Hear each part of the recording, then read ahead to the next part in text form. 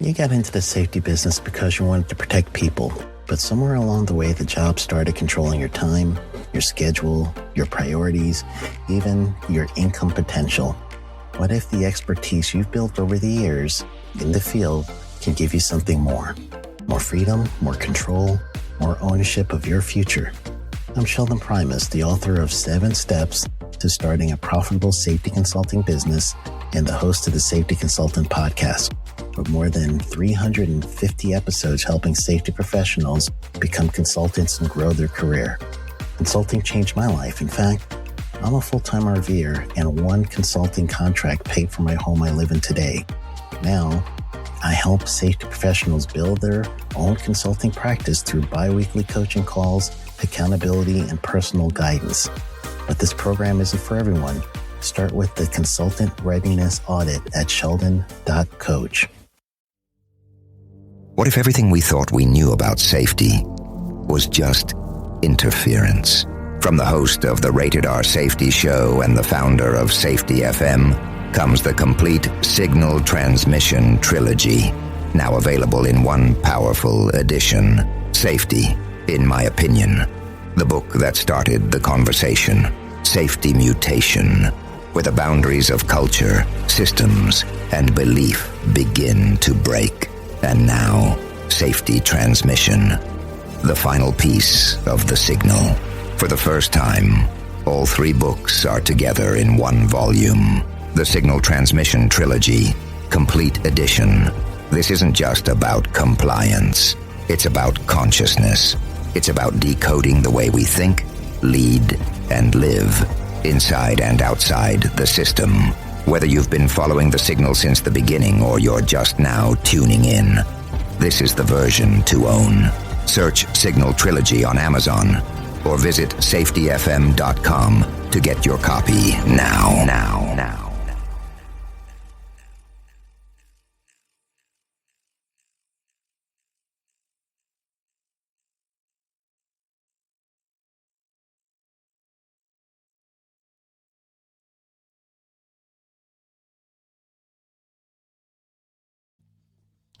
So that's what's going in. I'm your host, Jim Posel. A lot of exciting things going on. We're going to aim to do 5 shows this week. We did 3 last week, so we'll see how that goes. And pardon me. That's where this goes. Make sure I'm on the air with everybody here.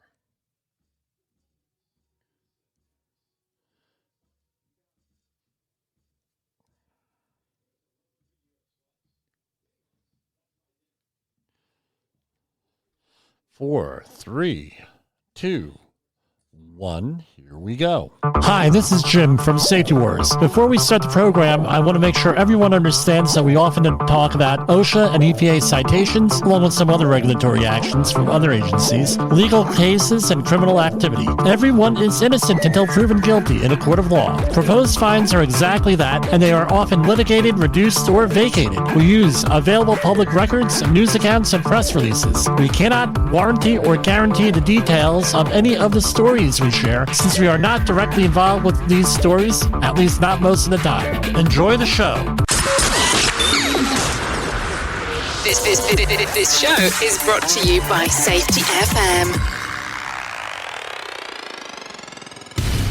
And from the border of liberty and prosperity, the highway to the north, this is Safety Wars for Monday, February 3rd, 2025. Right on the tip of my tongue. I almost said 2020. Right on the tip. So I was dealing with a family member the other day. We had to sign some legal documents, and he made a mistake. He put out 2024. And I said, oh, this is like the first time I had to sign something in 2025. Start all over again. Usually this is the week that screws you up. You're going good, going good, going good, going good. Groundhog Day comes, and then you're 24. Anyway, hope you had a great weekend there. And I know I had a busy weekend. I was one of the participants in the Klondike Derby for the Boy Scouts, or now we call them Scouts, and no longer just boys. The Scouts in Rockland County and the surrounding areas. We had people coming from New Jersey. We had people coming from Bethel Woods, New York, over by Woodstock. I care. And I tell you what, it was cold, but we did have nice warm food. We had, I was in charge of chili. We had another guy with a pulled pork. Something was like a Puerto Rican style pulled pork. It was phenomenal. And, of course, coffee. How much coffee? Again, my doctor said, Jimmy, gotta cut down on the coffee, on the caffeine. You're gonna drink decaf. Okay, well, whatever. It seems like I'm cheating. Well, what's going on in the safety world? A lot of stuff going on. Now, we've been hearing stuff all since the election that OSHA is going to be banned. OSHA is going to be banned. Blah, blah, blah, blah, blah, blah, blah. And we hear it, and I'm like, well, where the hell are they getting this? Well, I heard. And everybody's very well meaning here. It's not that we did, it's not that we're, pardon me, not that people are looking forward to this or anything like this. But, no, this started, I guess, and this is the Safarth, Environmental Safety Update.com by Safarth Shaw, Matthew Sloan, Daniel R. Birnbaum, Adam Young. And this is from all the way back 2 months ago, December 4th. The synopsis, and it agrees with our own Shelton Primus here on Safety FM. With another dramatic reversal of a pro-labor Democratic administration to a second Trump administration, we anticipate that OSHA is likely to pivot away from its current enforcement-heavy agenda to a greater emphasis on cooperation with the business community. And we're waiting for the OSHA, nominee for OSHA and the Department of Labor to get through the whole nomination process and everything else. Now, just the way it is, it's a process. Now, I hanging out on Reddit and everything else, we came across an article here, and this is for constructionpros.com, article by Brandon Knoll from today. Dated today. Andy Biggs, Arizona Republican, who served Arizona's 5th District since 2017, introduced a new bill that would abolish OSHA, ending more than 50 years of national progress for worker and job site safety. And I went and I looked up the bill. Here, I have the bill right here. Hold on. So I'm going to do a share screen here. Give me a second.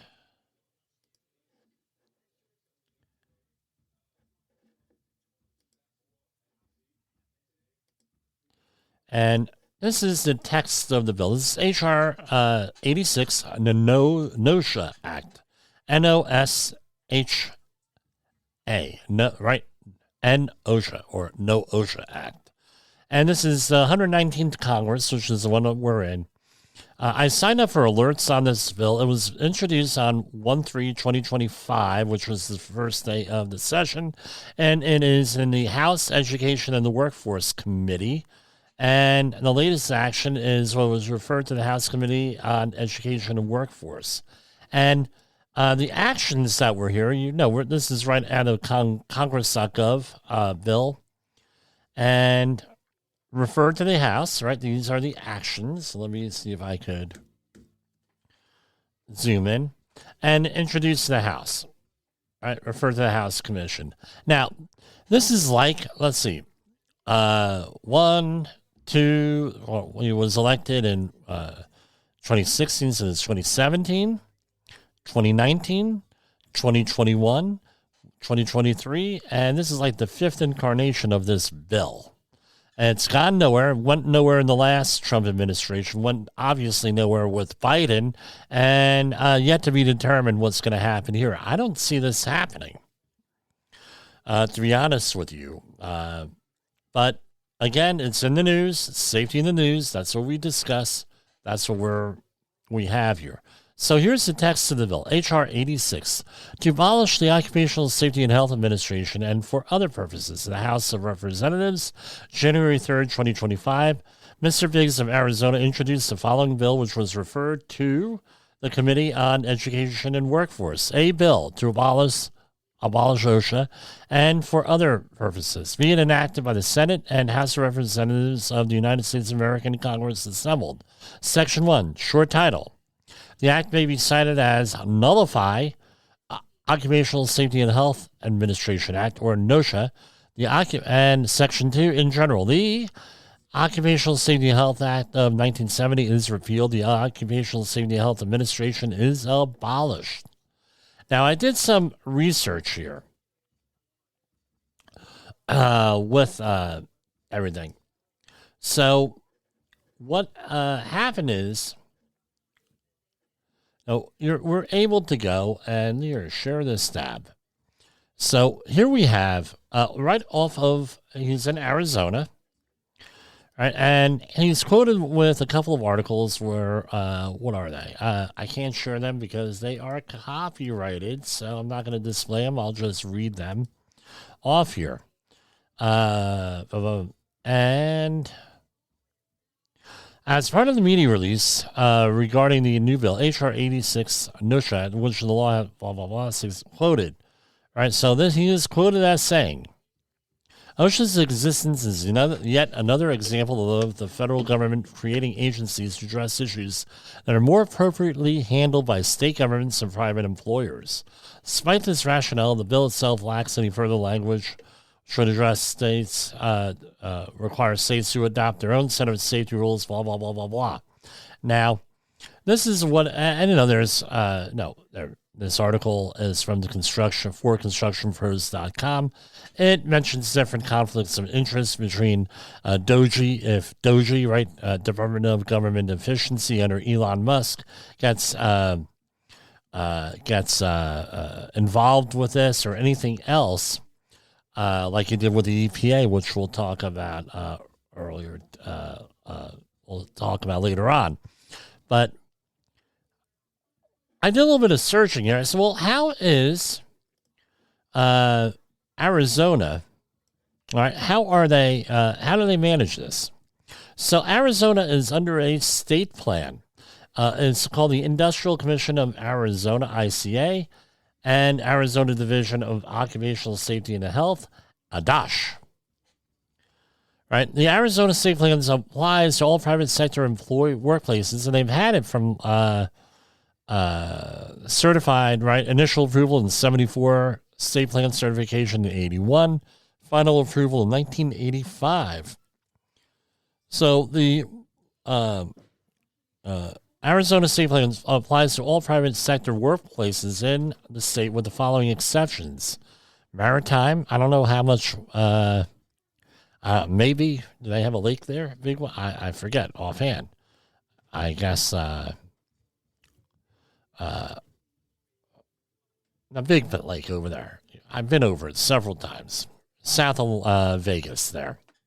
Between Kingman, Arizona, and Henderson, Nevada is the dam. Somebody help me out there. Throw it in the chat box. The Hoover Dam, and with that, you might have the shipyard on there. I don't know. Contractors and subcontractors on federal establishments for which the federal government is, right, with that. Contract employees and contractor operated facilities engaged with the USPS. Copper smelters, I don't know how they got in that. And concrete or asphalt batch plants that are physically connected to a mine, Indian reservations, all working conditions of aircraft cabin crew members, I guess that's regulated by the FAA, and any hazard industry, geographical area, operation, or facility in which the state is unable to effectively exercise jurisdictions for reasons not related there. With that, state plan standards. ADOSH has adopted. Tongue twister there. Federal OSHA standards and incorporates them by reference. In addition, Arizona has the following unique standards: general industry, compressed gas, commercial driving operations, construction, fall protection, agriculture, field sanitation, hand and portable power tools, and enforcement programs. With that, so let's head on over to the Arizona Industrial Commission. And it has nice, looks like a nice clean website here. You have whistleblower for complaints, a section there, safety and health compliance. Let's see what that is. And no help. Reporting workplace fatality, reporting a workplace hospitalization, OSHA standards. And it goes right back to the OSHA website. And consultation and training services, complaint forms, whistleblower complaint forms, federal OSHA on-site consultation program, and with that, actually, I think I went swimming in this one. This was very familiar, this picture here. Anyway, I digress. And that's what it is. Now, I said, well, exactly. All right, let's go to the 5th Congressional District, which is the district of the sponsoring congressperson. What was his name again? Biggs, Andy Biggs. So let's see what the activity is there, because we have that. So I looked up a couple of zip codes here. And this is from the OSHA Establishment Search website. And you're able to look up your zip code. And right now, what do we have? So we have here again, these have all been resolved and settled for the most part, and apparently is. And everyone's innocent until proven guilty in a court of law. And here we have, okay, here's one. Here is a roofing company of some sort. And they have other violations, right? Initial violation, current 0. Okay, so it's an informal settlement. And it was on 1926 1053 B01. That was the standard. So let's see, B01. We're zooming on over here. B01. So this is the 3 foot, 3 foot or above. Now, how do you classify that as not serious? No, with a ladder, with fall protection, right? This says 3 feet or higher, right? Ladder side rail shall extend at least 3 feet above the upper landing surface, just the ladder is used to gain access. How is that other and not serious? Because it's other, right? Is apparently $0. I'd love to know. I'm not an expert in Arizona here. Here we have 17158. So you have another one here. Another other for $0. And what's this one?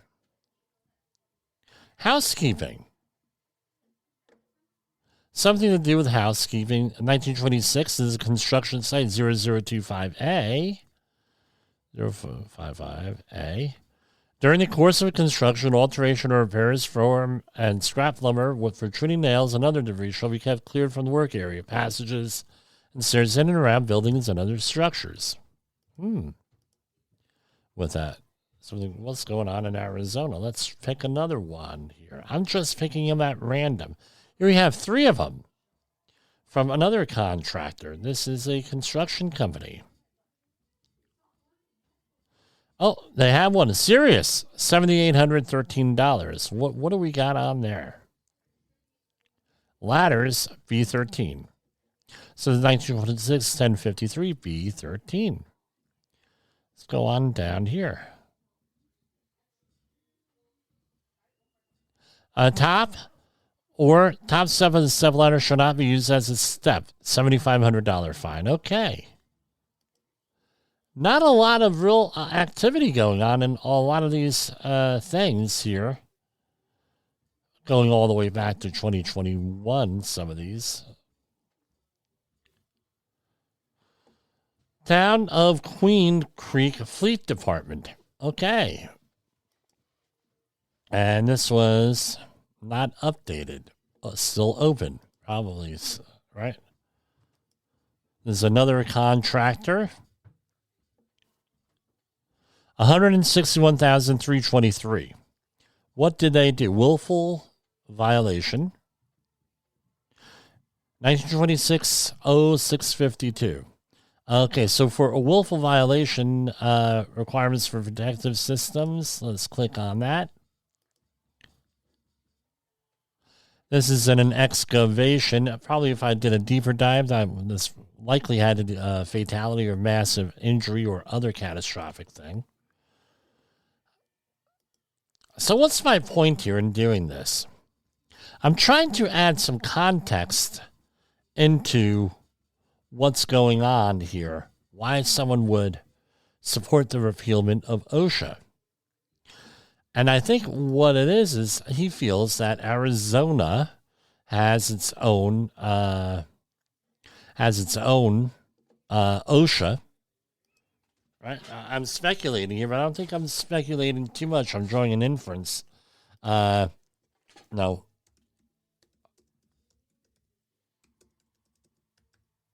Hold on. Something is jarring my memory.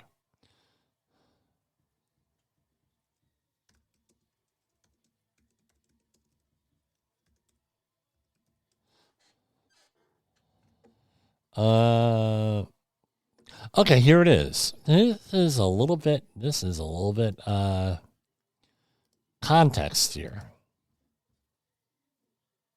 This is from February 16, 2023. Federal OSHA to leave Arizona state plan in place. So OSHA was going to rescind. Now we have the context. OSHA was going to rescind Arizona's approval. This is from AIHA.org, American Industrial Hygiene Association org news, from February 16, 2023. That's almost 2 years ago. Now we have our context here. Something jarred my mind, that Arizona almost lost its thing. So this is according to the AIHA.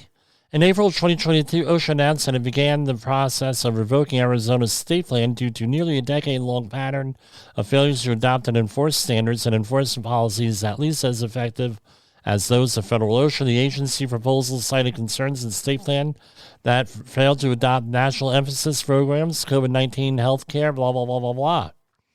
And if you really want to go in here, now we have the context. So we're saying this for the Cliffs portion of our program. So we're hearing a lot about H.R. 86, Congressman Biggs repealing OSHA, and it sounds to me like this is in retaliation to Arizona almost having their OSHA state plan yanked in 2022, 2023, is what it sounds like to me. Why didn't any of the other big name outfits point this out? Don't know. But that's why you listen to Safety Wars. And that's why I am here, to let you know that. Safety Wars is streaming now. SafetyFM.com. Hard hat on my head, set the alarm. High voltage love in your arms. Steel toe boots, steal my heart. Now love's a machine, start to start. Danger signs, but we don't mind. We're safety certified. Hearts aligned. Locked out, tagged out, hearts entwined. You and me,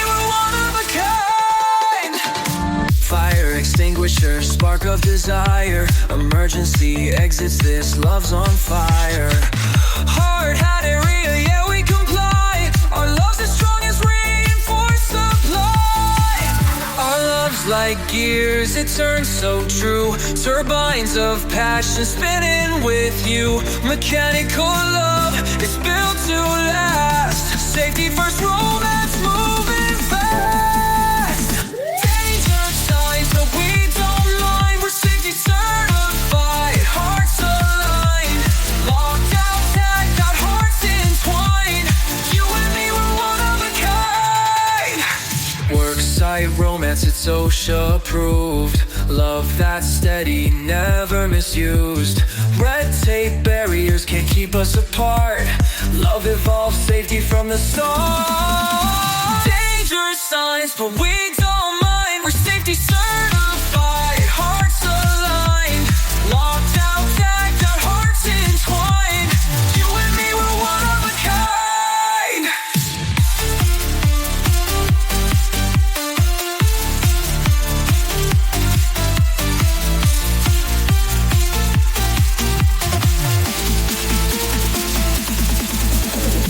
Worksite romance, it's OSHA approved. Love that's steady, never misused. Red tape barriers can't keep us apart. Love evolves, safety from the start. Worksite romance, it's OSHA approved. Love that's steady, never misused. Red tape barriers can't keep us apart. Love evolves, safety from the start. And that is Safety Warrior with Love in the Safety Zone. We have Valentine's Day coming up. So, yes, they're corny, they're funny, they're whatever you want them to be, these songs. Yeah. But if you need safety services, give us a call, 845-269-5772.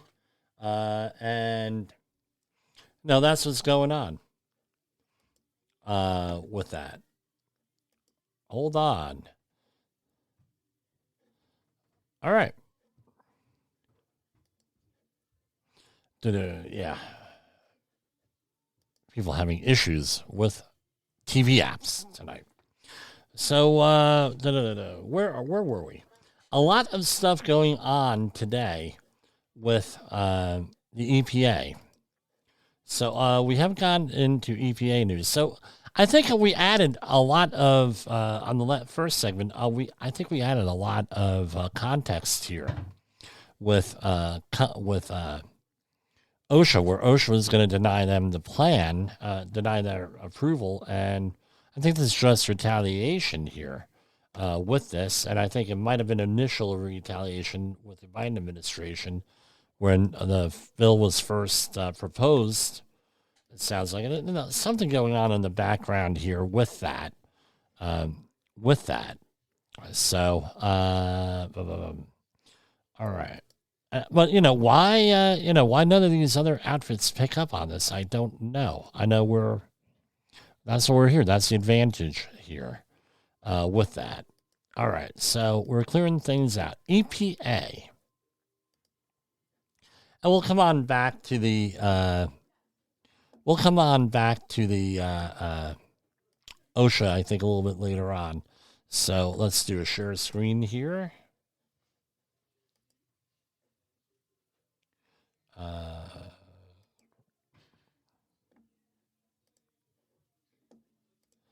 So here's from EPA website, EPA News. Liam Zeldin sworn in as 17th EPA Administrator. Administrator Zeldin will work closely with the dedicated career of officials at the agency to fulfill the agency's mission to protect human health and the environment. He just for complete disclosure here, he's a local guy here from New York, Suffolk County, which is out on Long Island. You say, well, it's the same state, blah, blah, blah. Right now, Suffolk County, most days is a 2.5 hour drive where this guy is from. But he is a fellow New Yorker, and that's the story that goes. That's a story for another day. On January, I left New Jersey for love. How's that for romance? On January 29, 2025, Lee Zeldin was sworn in as the 17th Administrator of the U.S. EPA. Administrator Zeldin will work closely with the dedicated career officials at the agency. And this is a quote. It is my honor to serve as the 17th EPA Administrator under President Trump's leadership. We will take great strides to defend every American's access to clean air, clean water, and clean land. We will maintain and expand the gold standard of environmental stewardship and conservation that President Trump set forth in his first administration, while also prioritizing economic prosperity. I look forward to working with the agency's talented staff and scientists to deliver results for the American public. It's time to get to work. End quote. And a little bit of a bio here. He is a U.S. Army vet, and he continues to serve as a lieutenant colonel in the Army Reserve. He served in the New York State Senate from 2011 to 2014, later representative of New York's 1st Congressional District from 2015 to 2023. And he's right. During his 8 years in Congress, Zeldin worked across party lines, Reserve, Long Island Sound, and Plum Island. Those were... So what's Long Island Sound? That's between New York, Long Island, and Connecticut. And then it goes the eastern end. Eastern end has, by Orient Point, it has Plum Island, a.k.a., if you remember Silence of the Lambs, Anthrax Island. Hannibal Lecter had referred to it as. Pretty interesting place there. There was a book out there, Lab 257, that details failures at the lab over the years. And for the most part, it's been debunked. Once genetic analysis came out on certain illnesses like Lyme disease. So Lyme disease was always rumored to be released from Plum Island, or was an experiment, but they found out that the Lyme disease at that place and the Lyme disease in Lyme, Connecticut, completely different strain, completely different type of Lyme disease. With that, by the way, I had that 3 times, but anyway, he support. So that's basically Plum Island, and that's where the Department of Agriculture had their research. That's basically it. He also led the fight for Sea Grant, combated per and polyfluoroalkyl substances. Those are forever chemicals in drinking water. Voted for the Lautenberg Chemical Safety Act and supported clean energy projects on Long Island. With that, so good luck to Lee Zeldin. With that, now there's a lot of criticism with him. With that, because this happened here. Senate confirms. That's another one. So this is from New York Times. EPA.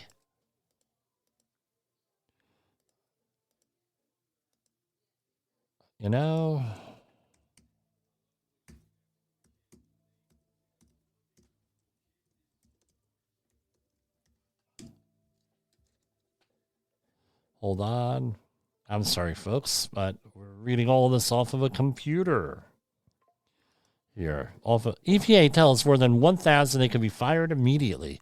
A spokeswoman for Lee Zeldin and the new head of the agency said the goal was to create an effective and efficient federal workforce. Right? So the Trump administration is from Lisa Friedman from the New York Times. The Trump administration has warned more than 1,100 EPA employees who work on climate change, reducing air pollution, enforcing environmental laws, and other programs, so they can be fired at any time. An email reviewed by the New York Times was sent to staff members who were hired within the past year to have a probationary status. With that, and again, these are all recent hires and some other ones built in there. With that, so you gotta know how. Oops, I did not mean to do that. Stop sharing. I shared that.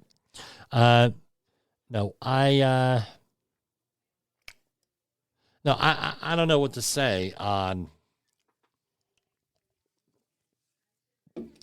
this, right? You need people to work to fulfill. No, EPA is a statutory requirement. Same thing with OSHA. OSHA is statutory. You're not going to abolish OSHA so easy. Not going to abolish the EPA so easy. They were passed at around the same time, with the EPA concerned with the ambient environment and OSHA being involved with the workplace environment. Two different focuses on that. But essentially, now what are you going to do? I mean, I know with the Department of Labor and the EPA, the press releases have slowed down a lot with that. And, we'll adapt here with this. And here we go. So this is off of the EPA website, the press releases.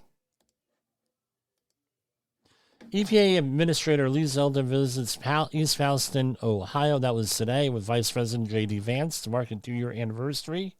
On Monday, February 3rd, the U.S. EPA, Lee Zeldin took his first official trip in his new role to East Palestine, Ohio, with Vice President J.D. Vance to mark the 2-year anniversary. After the and again, if you remember, we did 2 hours on 3 hours on Coast to Coast AM right after this happened in 2023.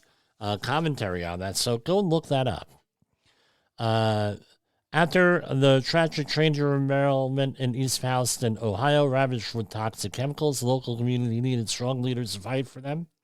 Then Senator J.D. Vance was one of the first elected officials to do so, and President Trump was on the scene within 19 days. East Palestine has a voice of President Trump and Vice President Vance at the White House. The administration will fight hard to make sure every American has access to clean air, land, and water. It's an honor to meet local residents, and I leave the trip once more motivated. To the cause than ever before. I'm going to have to do an update to that, see what things are. Again, man, it's 2 years today that happened. With that, yeah, we definitely have to go into that. 70 million gallons of impacted water have been managed. Restoration and derailment site and adjacent support areas is now in its final stages. With that, yeah, we'll look that up later in the week, I'm sure. Okay, here we have the next one. EPA launches largest wildfire hazardous material removal effort in history. This is also today. The U.S. EPA is currently undergoing the largest wildfire hazardous waste cleanup in the history of the agency as it assists local governments and residents in the wake of catastrophic fires in L.A. EPA has completed a reconnaissance of 6,022 properties. This includes 3,636 properties impacted by the Eaton fire, and we'll be talking about this more in a minute, and 2,386 fires. Properties impacted by the Palisades fire on that.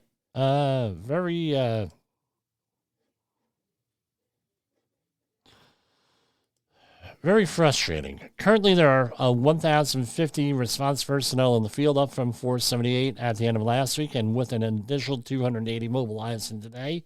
EPA is assembling 60 teams to clear hazardous materials from more than 13,000 residential and 250 commercial fire-impacted properties. EPA has convened a working group to coordinate with utilities, state and local, and federal stakeholders, and it's a very lengthy thing. I mean, there's a lot of stuff going on there with this. But that's basically with this. We have guidance phase 1 hazardous material removal. So is this on? Yes. This is right from the EPA. Phase 1 has begun. The U.S. EPA has been assigned by the FEMA to survey, remove, and dispose of hazardous materials from properties burned by the wildfires. This is like a flyer that they sent out. EPA's work removing hazardous materials is phase 1 of the federal cleanup response. Phase 2 is debris removal and will be coordinated by FEMA. EPA will remove potentially dangerous everyday products like paint, cleaners and solvents, oils, batteries, and pesticides. EPA will remove lithium-ion batteries from vehicles, homes, and other products. EPA will remove visible asbestos and inspect pressure or fuel cylinders like propane tanks. Pardon me, I got the hiccups. After a fire, these products require special handling, especially if their containers are damaged. EPA field teams will also remove items thought to have asbestos if they are easy to identify, but the property will not be fully cleared until phase 2. So how are they going to do this? And I would suggest we all save this for the future reference here, because I'm sure this will be handy if you're teaching a disaster response worker class. How will EPA remove hazardous materials from my property? They'll survey, and then they put a sign there, right? Like this on the right of the flyer. EPA will only remove hazardous materials. EPA, if there's firearms, they're going to call the local law enforcement. Oh, pretty interesting here. And what's the other flyer on the guidance on lithium batteries? Household items with lithium-ion batteries, and a whole long, extensive list here. If you hear a popping sound, hissing noise, or see fire and smoke, leave the area immediately. Don't attempt to extinguish or smother the battery, and move upwind at least 330 feet, the length of a football field. That's standard. I don't know how many people realize that is like standard thing, 300 feet, length of a football field. How much an exclusion zone is for unknown materials. So that's, they're incorporating other guidelines like from the DOD, Department of Defense, with that. Not DOD, DOT, Department of Transportation, ERG, Emergency Response Guide on that. So, all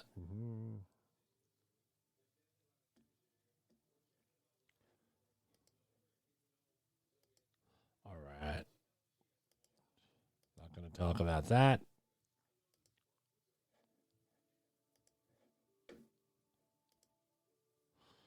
Hold on. There was one area I wanted to talk about with this related to the wildfires.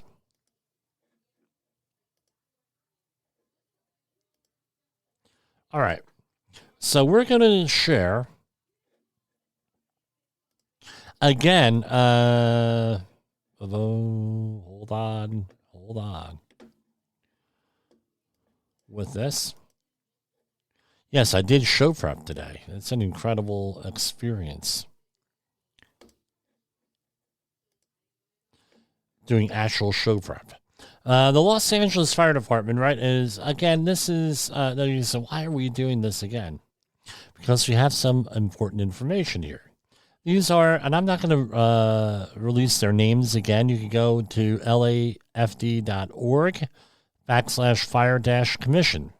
to get everyone's name. I don't want to have any issues with this. And strangely, all of these people have been quiet on the Fire Commission. But guess what?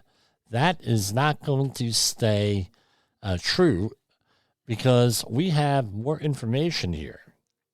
So we have, this is the calendar, documents and meeting minutes, and viewer agendas.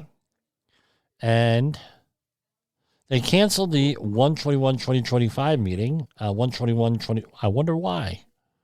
They canceled the 1/7 meeting. I wonder why. Now they're on to the 2/4/2025. Would not surprise me if they canceled tomorrow's meeting here. All right, so here we go. All is not going to be surprised at all. Now, they release an agenda. And if I can, and again, this is specific time, I'm going to go And let's see if this may be one of those meetings you really want to attend, but they allow you to do it remotely. Here are the phone numbers. And I'm going to give out the phone numbers because I think we should go. Hopefully they got their stuff together. I think that we should tune in to this one just to see what they're going to say. Right? All public comment will be heard at the beginning of the meeting and will be limited to 1 minute per agenda item. I tell you what, I'm going to tell you, and I said this to everybody before, 3 weeks ago. Here. This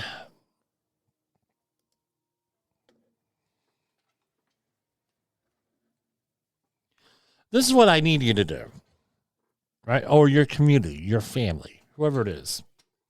We need you to do this. You need to go into your community, especially the wooded areas. Like we have a lot of wooded areas here. And you need to go and survey the area. Are there modern forestry management practices going on? Is brush being cleared? Because this was what went on here. They were relying on summer help, basically, to do this. Basically, for whatever reason, it was like a YCC program, or what we call up here AmeriCorps program, to go and clear that out. And I'm sure everybody has good intentions here to do this. Wasn't enough to do this. They did not have enough capacity between neglect of manning the place. This is what, according to the fire chief, Crowley, also clearing out brush and everything else. And this has been going on for years. They need like 60-some new firehouses. I calculate that at roughly 240 pieces of new equipment also that go along with the firehouse, because you just can't have a firehouse. You have to have an engine. You have to have a truck. You got to have all the other stuff that goes along with it. All the equipment, training, and everything else. It's a thing. And it's not something you can do at one time. To recruit people and everything else takes a long time to train them. And as the chief of a fire department that you've heard of here who's a personal lifelong friend of mine, just because you reach the minimum requirements doesn't necessarily mean that you're qualified to do the job. With that, so what's my point here? I want everybody to go on down to the everybody to go on down, and let's see if I could. And here are the numbers. Individuals may listen to the fire commissioner meeting live by dialing 213, and they have all these numbers here. You can see them on the thing, but on the screen. I don't want to share them and then run into a problem. But what you need to do is go to the Los Angeles Fire Commissioner website here, and you can Google it and go and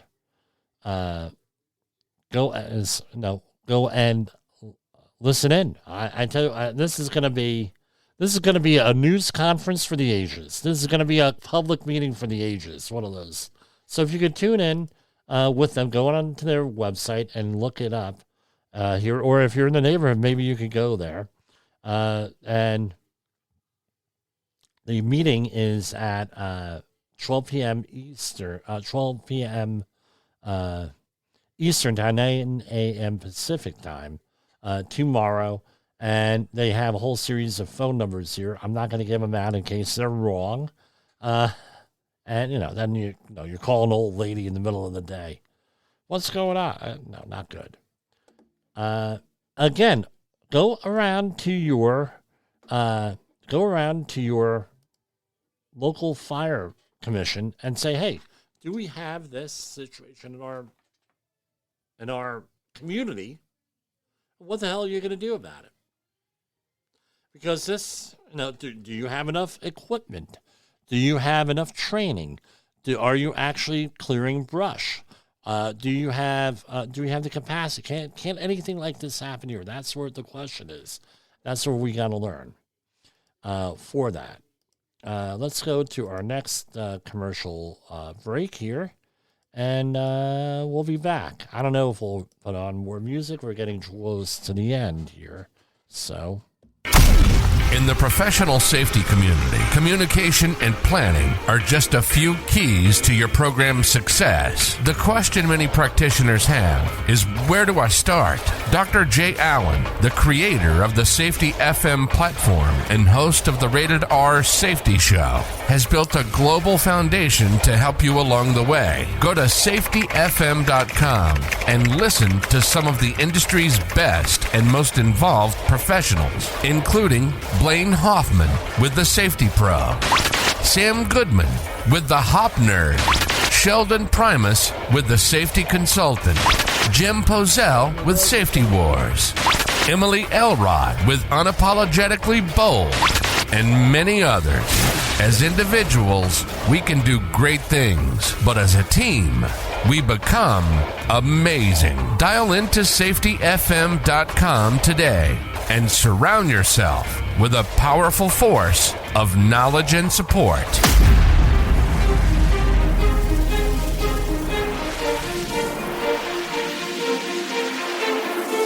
Is your safety training old, stale, and hackneyed? Is your safety trainer still preaching a warped version of behavior-based safety? How about safety training that is designed to actually address and assess your hazards and liabilities and is not standardized baloney from generations ago? Contact the Safety Wars team at safetywars.com or call me, Jim Pozell, at 845-269-5772. Remember, if you are receiving this message, you are the solution to unsafe workplaces.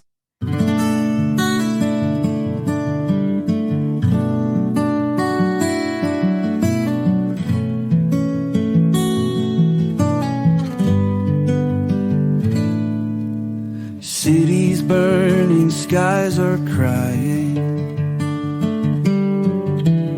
Smoke and ashes keep us sighing. Homes are gone, we can't believe. Silent whispers in the breeze.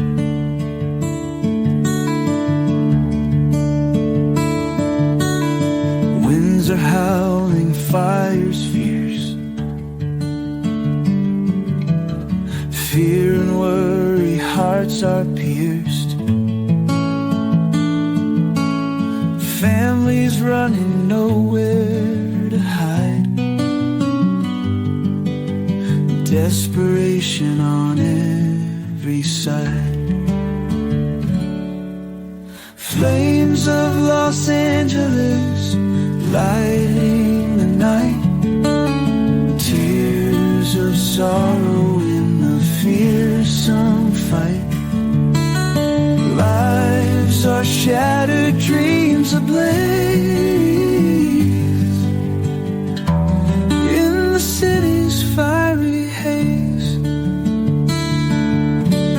brave souls battle nature's wrath. Through the heat they clear a path. Heroes rise in the darkest hour, steadfast like an iron tower.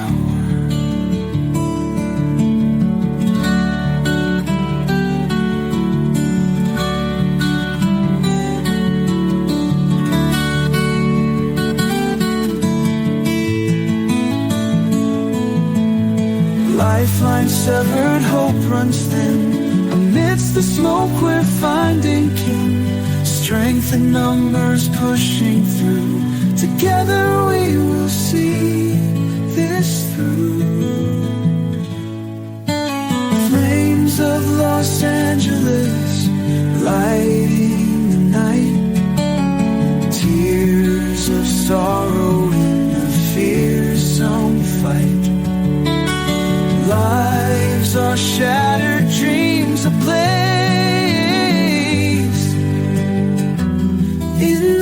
city's fiery haze.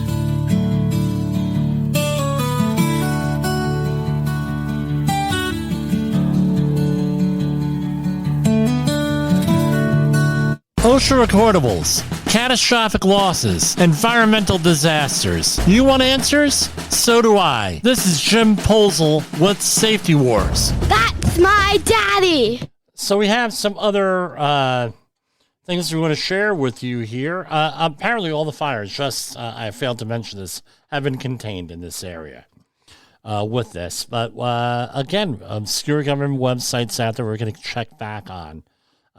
With it. I mean, every time that one of these incidents occurs, we learn new things about the information that's out there with this. So, no, stay tuned. So for example, we have the National Interagency Fire Center. Never heard of them. Well, it's out there. Helps to coordinate things throughout the entire country where we're going to put wildfire resources. Here we have LA Council okays funding for the fire readiness measures. The City Council Tuesday authorized use $125,000 for fire readiness measures that are expected to benefit communities in Northeast Los Angeles. And in a unanimous vote, I bet for damn sure it was unanimous. Council members approved that two separate but related motions introduced by Councilwoman Eunice Hernandez to provide the LA Fire Department with $50,000 and a nonprofit with $75,000 for the development of a disaster resiliency plan. So what they are going to do is $50,000, and I'm a member of this here, to expand the Community Emergency Response Team, also known as CERT Team. With that, basically it's volunteers. It's the lowest level of emergency response for government out there, and it's mostly to at least this is how it's managed here. A community emergency response team is their big thing is community surveys. Why do you need community surveys? Because to be eligible for FEMA funding and other disaster relief funding measures, you have to document how the community is impacted. So you have so what the idea is to put one person or two people, preferably two or more, in every neighborhood of a community. So rather than a government official coming out there saying, "Hi, I'm from the government and I'm here to help," you have Joe and Nancy from down the street. Hey, they're checking up on you. How you doing? Okay, we're doing a little survey here, and we're going to report this back. During Sandy, a lot of communities are not set up to do this. They lost out on a lot of disaster funding and resources because they couldn't document stuff.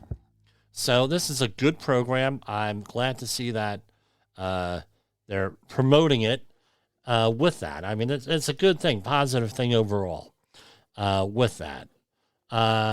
Here's another one. LA relied on this is from Michael Ruse from MSNBC a week ago.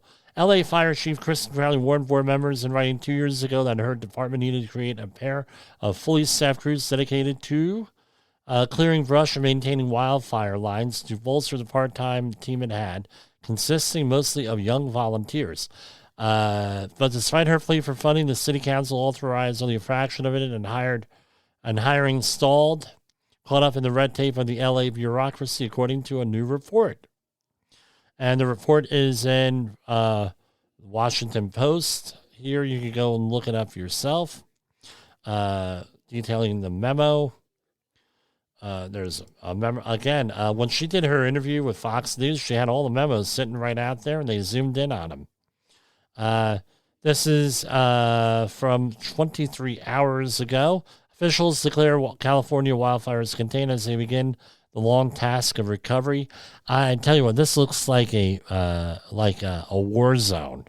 What went through here with this, and again, a lot of charities are out there soliciting help and money. Make sure it's a legitimate charity out there. And here we have House members from LA want pollutants from South California wildfires tracked.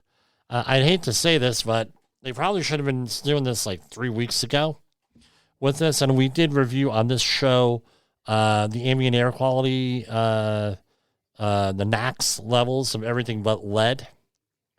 Right, for this, I would say, no, we'll talk about community response probably this week. I keep saying, but probably this week. Nearly a dozen congressional members in or near L.A.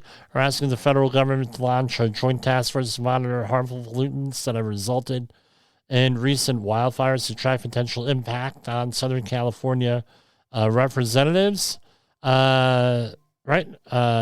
The representatives who represent areas mostly impacted by wildfires-related concerns. Now, this is something I'm going to mention. Lead, they're worried about lead, chlorine, asbestos, larger ash particles, and heavy metals. The heavy ash particles, are, unless you're dealing with a specific contaminant, I wouldn't be so worried about it. I would be worried about the stuff that you can inhale, which is basically 10 microns or lesser in diameter. And EPA monitors right now under the NAAQS program for PM 2.5, that's 2.5 microns, and PM 10 microns. And it also measures other things. But what they're talking about, lead, you cannot measure in real time. Chlorine, yeah, you can measure in real time for the most part. It's a little bit more complicated than that. Asbestos, again, no real-time monitoring. Other heavy metals, no real-time monitoring for that. Now, that's for air quality with that. And no, we probably should cover that a little bit more tomorrow or later on with this. And this is all from the Orange County Register. With this, I don't know. But anyway, we're nearing the end of our Monday program here. Let me play the outro, and I will see you tomorrow. The views and opinions expressed on this podcast are those of the host and its guest and do not necessarily reflect the official policy or position of the company. Examples of analysis discussed within this podcast are only examples. They should not be utilized in the real world as the only solution available, as they are based only on very limited and dated open source information. Assumptions made within this analysis are not reflective of the position of the company.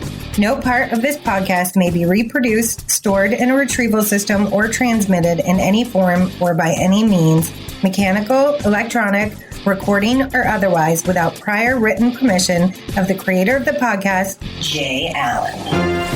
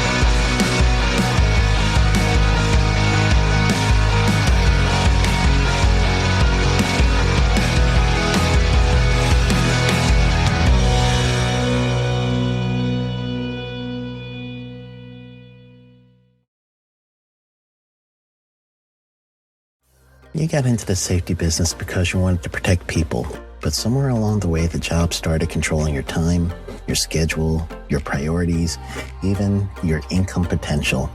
What if the expertise you've built over the years in the field can give you something more? More freedom, more control, more ownership of your future. I'm Sheldon Primus, the author of 7 Steps to Starting a Profitable Safety Consulting Business and the host of the Safety Consultant Podcast, with more than 350 episodes helping safety professionals become consultants and grow their career. Consulting changed my life. In fact, I'm a full-time RVer, and one consulting contract paid for my home I live in today.